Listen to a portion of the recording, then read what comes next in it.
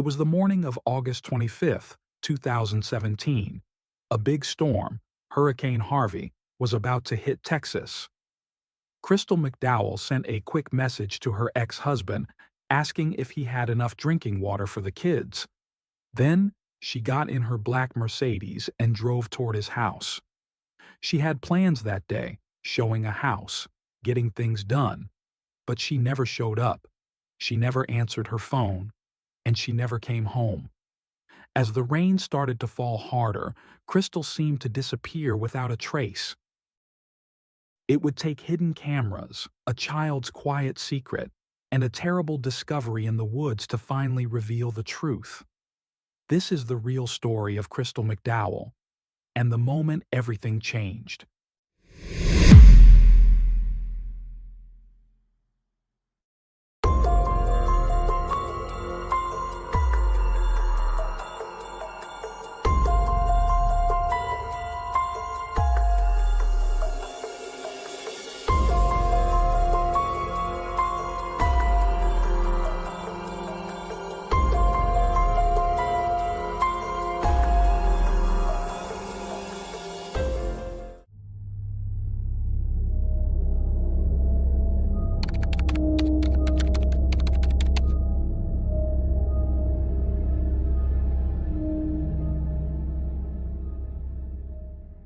Crystal McDowell was born on October 26, 1979 in Baytown, Texas. Her early years were anything but easy. Raised by her parents, Pamela and Anthony, Crystal's childhood was marked by instability. Both struggled with addiction and were unable to provide a stable home. Tragically, by the age of 11, Crystal lost both parents to apparent overdoses within months of each other. Following their deaths, she was taken in by her grandmother and later also raised by her uncle Jeff Walters. Despite the hardships, Crystal was known for her radiant smile, striking blue eyes, and a personality that could light up any room. Driven, upbeat, and adventurous, Crystal became a flight attendant, a job that perfectly suited her spirit. For years she traveled the country, experiencing new places and people. At some point during her journey, Crystal met Stephen Wayne McDowell, a man 7 years her senior. Described as gentle and soft-spoken despite his imposing build, Stephen charmed Crystal. After dating for some time, they married in April 2007. Stephen had a daughter from a previous marriage. He worked as a shipping manager but struggled to maintain steady employment. As a result, Crystal became the primary provider. While she thrived in her career, Stephen remained professionally unstable, creating a noticeable imbalance in the relationship. The couple welcomed 2 children together. Outwardly, their home life seemed harmonious. But behind closed doors, tension grew, particularly around Crystal's frequent travel. Stephen reportedly became increasingly jealous, suspecting her of affairs during her flights, though there was no evidence of infidelity. Friends noted that Crystal cherished her family deeply and prioritized stability, especially given her difficult upbringing. In 2016, Crystal made a life-changing decision.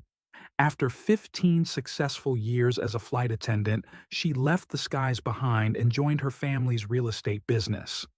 This allowed her to spend more time with her children and provided a sense of permanence. Her uncle Jeff, proud of her decision, welcomed her as part of the 3rd generation in their real estate legacy. Crystal excelled quickly in her new role. Her charm, professionalism, and dedication made her a rising star in the local housing market. However, privately, she confided in close friends that the career change also served a strategic purpose. She believed that being rooted locally would help her secure custody of her children if she and Stephen divorced. By February 2017, the marriage had reached a breaking point. Crystal filed for divorce, citing years of emotional strain. On March 20th, she called 911 to report that Stephen had made threats against her and their children. Authorities treated the situation as a precaution rather than a criminal matter. At that point, there were no custody agreements in place, meaning Stephen still had the legal right to be with his children. Officers tried to reach him, but their efforts were unsuccessful. A few days later, he returned the children, and Crystal decided not to press charges, choosing instead to focus on de-escalating tensions for the sake of their kids. Those close to Crystal say she was doing everything she could to ensure the divorce remained civil. Her goal was always the well-being of her children. Stephen's adult daughter was disturbed by the events and asked her father why he was acting out. He claimed to be enraged over alleged affairs Crystal had during their marriage, accusations that no one in her circle believed to be true. People familiar with the couple agreed the relationship had been toxic for years. Even Stephen's daughter admitted that while she and Crystal got along wonderfully, the marriage had always been volatile. Despite their differences, the divorce, finalized in June 2017, appeared amicable on the surface. In fact, Crystal helped Stephen find and purchase a new home while she worked on renovating her own. However, beneath the appearance of civility, deeper issues lingered. Crystal often asked her family not to mention her plans or outings to Stephen, fearing he would lash out. Even something as innocent as spending time with a friend could trigger him. Although legally divorced, Stephen seemed unable or unwilling to accept reality. His social media activity revealed a disturbing pattern. Shortly after the divorce, he changed his profile photo to an image of a tombstone, then to one of Santa Muerte, before switching back to a picture of him and Crystal. His posts painted the picture of a happy, intact family. Meanwhile, Crystal continued to support Stephen emotionally, checking in with him regularly. He assured her he was coming to terms with the separation and trying to get his life back on track. But his actions told a different story. One of Crystal's aunts noticed that Stephen frequently posted about bringing Crystal coffee in bed and pampering her, as if their relationship was still intact. In a final attempt to maintain a peaceful co-parenting relationship, Crystal planned a cruise with Stephen and the kids, but the closeness only blurred boundaries further. Then, in August 2017, something changed. Crystal, now 37, met Paul, a local jeweler and fellow single parent. Paul was charismatic, driven, and shared Crystal's love for travel and adventure. Their bond was instant, and for the first time in a long while, Crystal felt genuinely happy. Though she told her family about Paul, she asked them to keep it private until she found the right moment to share it with Stephen. Despite being legally divorced, she still feared his reaction. That fear didn't stop her from publicly expressing her joy. On August 23rd, she posted on social media that she had never been this happy and that her heart was full of a joy she never thought possible. "God is so good," she wrote. 2 days later, on August 25th, Hurricane Harvey loomed. Crystal woke up at Paul's house, preparing to face the storm and her responsibilities for the day. At 7:01 a.m., she texted Stephen to ask if he had stocked up on clean water for the kids and informed him she was heading to his house to shelter with them. She planned to visit a property afterward for a showing. Paul's security cameras captured the final known images of Crystal that morning, first in the kitchen, then walking outside in heels and holding her phone as she got into her black Mercedes-Benz. She was never seen again. Later that day, Crystal's uncle Jeff became concerned. They worked closely in the real estate business and spoke regularly. He tried calling her multiple times to inform her that the showing had been canceled due to the storm. When she didn't respond, Jeff reached out to Stephen, who replied with a suspicious text reportedly sent from Crystal's phone at 9:30 a.m. saying she planned to pick up the kids and head to Dallas. Jeff immediately grew suspicious. Crystal never changed plans without letting him know, and her phone was her lifeline. Work, appointments, everything was managed through it. Something didn't add up. Fearing the worst, he contacted the police to report her missing before noon that same day. On August 26th, as floodwaters from Hurricane Harvey swept through Houston, Jeff and two family members confronted Stephen. Stephen claimed Crystal hadn't been to his house for over a week, but his daughter told Jeff otherwise. She had hugged her mother the day before. That same day, a sheriff's deputy visited Stephen's home for a welfare check. When authorities entered Stephen McDowell's home, they found not only Crystal's black dress in the washing machine, but also her purse and handbag, clear signs she had recently been there. For her uncle Jeff, who had helped raise her, it was undeniable. Stephen was involved in her disappearance. But the timing couldn't have been worse. Hurricane Harvey had devastated the region. Many law enforcement officers, first responders, and even district officials were dealing with flooded homes and emergency rescues. As a result, the investigation stalled before it could even begin. Desperate for answers, Jeff turned to the media, hoping to raise awareness and generate leads. But his efforts were drowned out, literally, by round-the-clock storm coverage. With days passing and no progress, he hired a private investigator, frustrated by the silence from local authorities. This move sparked backlash. The local police chief and district attorney strongly objected to an outside investigator entering Crystal's home, arguing that critical evidence could be compromised or destroyed. Tensions between the McDowell family, law enforcement, and even local media in Houston escalated. Refusing to back down, Jeff and Crystal's new partner, Paul, teamed up to raise a $15,000 reward for any credible information. They launched a social media campaign that finally drew public attention. But in the eyes of investigators, suspicion fell not only on Stephen, but also on Jeff and Paul. Despite Jeff's relentless search for Crystal, law enforcement treated him with skepticism. Whispers about his private life, namely his same-sex relationships, circulated in the conservative town of Baytown. Some believed those biases colored the way authorities viewed his involvement. The local police commander even dismissed Jeff's concerns in a national broadcast, calling him overly emotional and an obstacle to the case. Paul Hargrave wasn't spared either. After submitting to a polygraph with inconclusive results, his credibility was questioned. He worsened things in the investigators' eyes by sending surveillance footage from his home to news stations instead of turning it over directly to law enforcement. Paul defended his actions, saying he tried to provide the videos to the sheriff's office but felt ignored, so he took his case to the public to clear his name. And then there was Stephen. Despite his emotionally manipulative behavior, threatening self-harm if Crystal ever left him, he was seen by investigators as polite, helpful, and cooperative.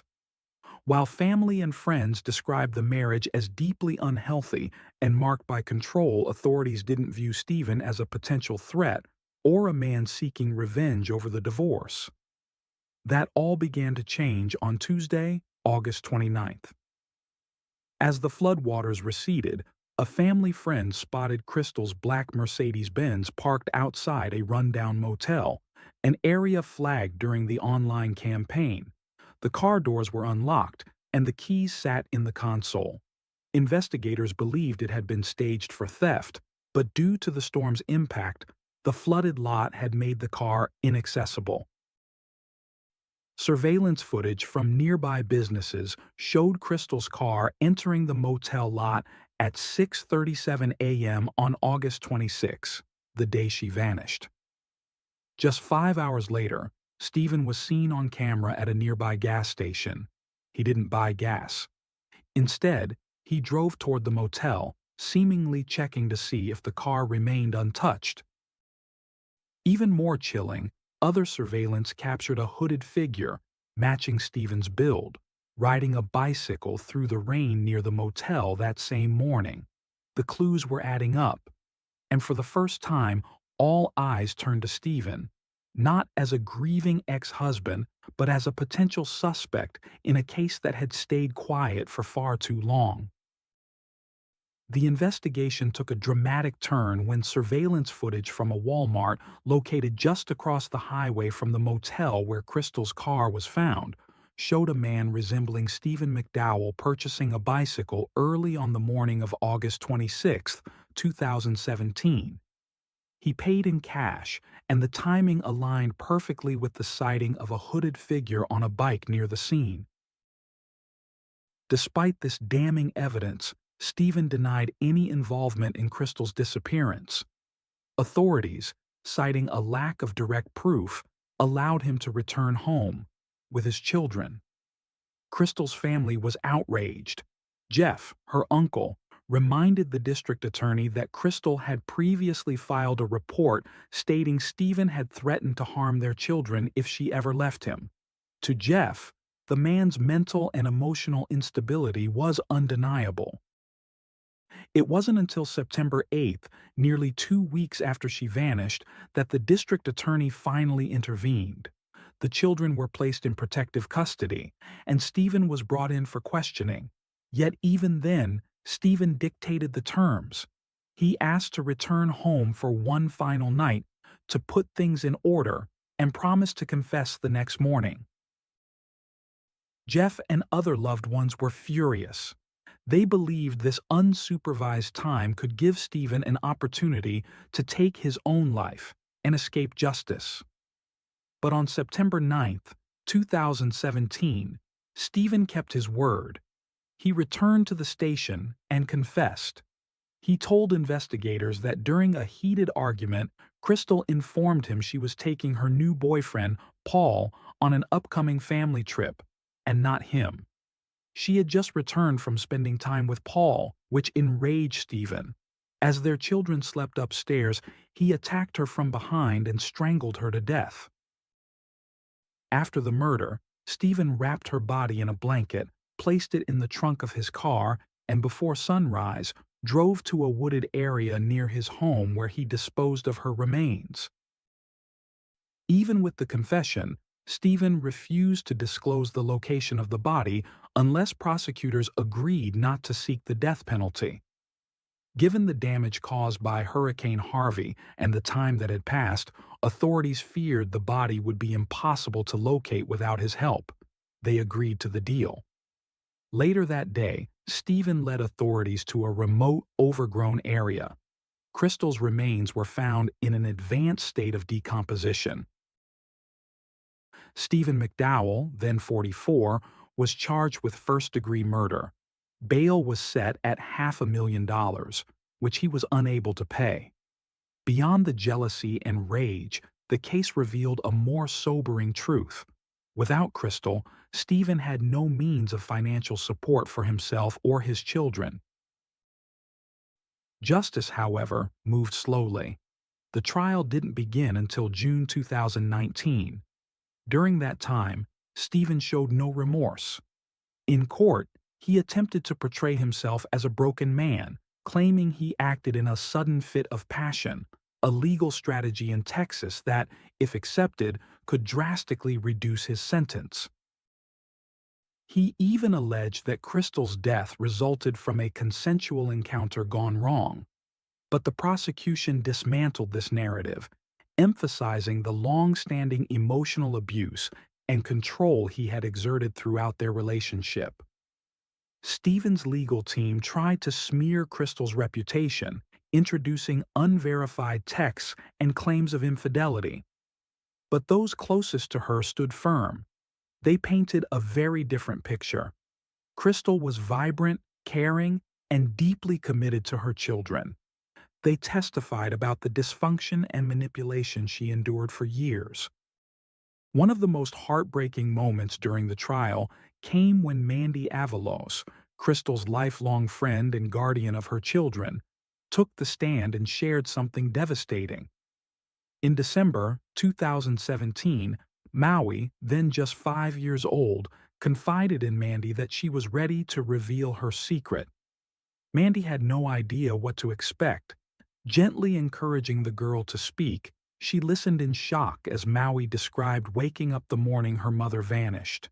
She recalled hearing her parents fighting. She wandered past the bathroom and into the bedroom. There, she saw Stephen push Crystal onto the bed and place his hands over her nose and mouth.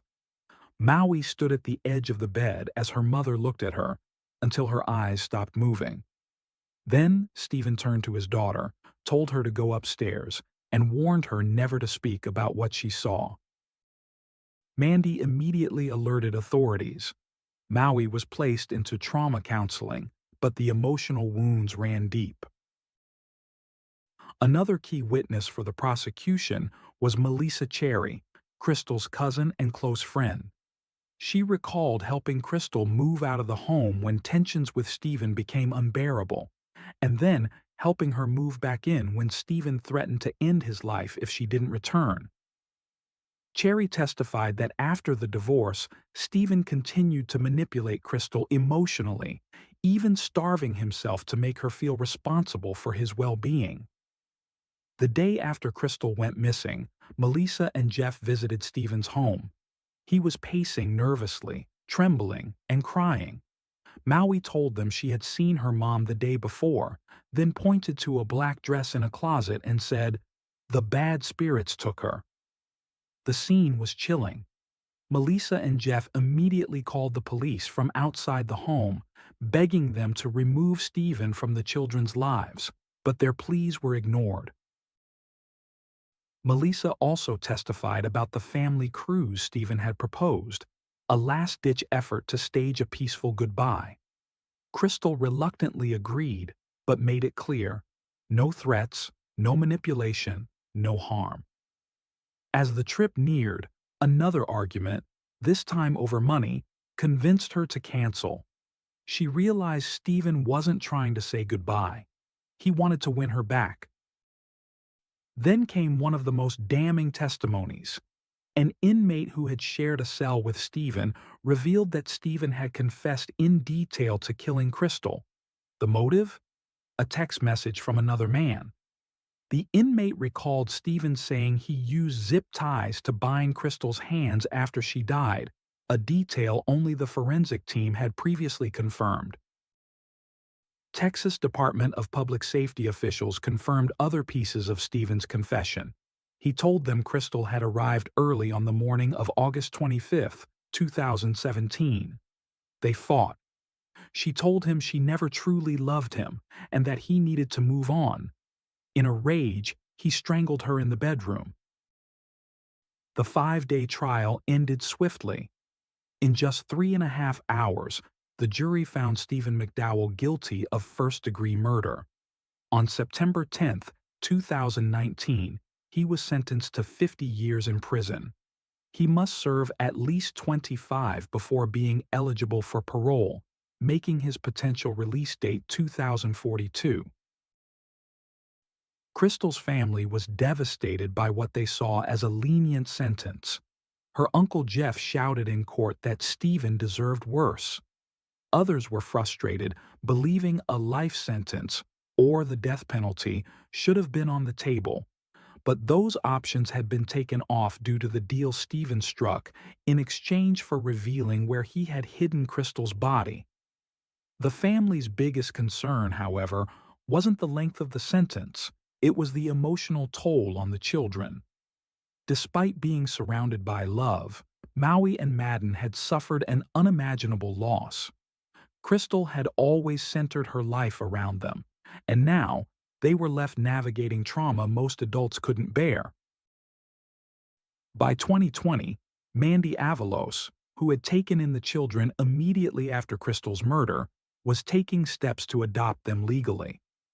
Some sources describe Mandy as Crystal's childhood best friend, while others claimed they had once been romantic partners. Regardless of their past, Mandy remained Crystal's most trusted person, and her devotion to the children was unwavering. Now that you've heard the full story, we want to know your thoughts. Do you think Stephen McDowell received the justice he deserved? Share your opinion in the comments. We're reading them all.